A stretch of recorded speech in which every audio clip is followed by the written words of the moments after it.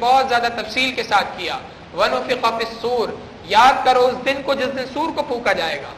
اور یہاں سے آگے قیامت کا بہت لمبا تفصیلی ذکر کیا، جس میں چند بنیادی باتیں یہ کہیں.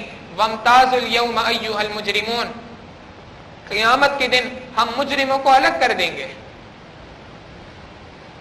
جو کوئی دنیا کی زندگی کے اندر اللہ رب العزت کی اطاعت نہیں کرے گا، اس کو قیامت کے دن پکڑ کے اس سے پوچھا جائے گا الم اعہد الیکم یا بنی آدم اللہ تعبدوا الشیطان. اللہ تعالیٰ قیامت کے دن سوال کریں گے، اے بنی آدم، کیا میں نے تم سے یہ وعدہ نہیں کیا تھا کہ تم شیطان کی عبادت ہرگز، شیطان کی پیروی ہرگز نہ کرنا؟ جب میں نے تم سے یہ وعدہ کیا تھا اور تم نے اس وعدے کو پورا کرنے کا ارادہ کیا تھا، اب تم نے کیسے شیطان کی عبادت کی، شیطان کی کیسے پیروی کی؟ آپ سوچیں قیامت کے دن ہم سے اور آپ سے اگر یہ سوال ہو گیا کہ تم نے کس طریقے سے شیطان کی پیروی کی، تم تو مجھ سے وعدہ کر چکے تھے نا، ہمارا اور آپ کا اس دن کیا بنے گا؟ وَأَنِ اعْبُدُونِي، بلکہ تم نے تو یہ وعدہ کیا تھا کہ تم میری عبادت کرو گے. هَذَا صِرَاطٌ مُسْتَقِيمٌ، جو کہ سیدھا راستہ ہے.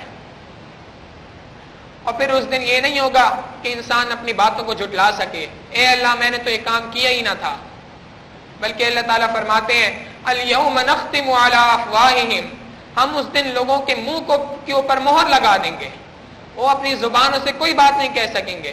وَتُكَلِّمُنَا أَيْدِيهِمْ، ان کے ہاتھ بولیں گے کہ انہوں نے کیا کام کیے تھے. جن ہاتھوں کی لذت کے لیے انسان نے دنیا کے اندر گناہ کیے تھے، یہی ہاتھ قیامت کے دن اسی کے خلاف گواہی دیں گے.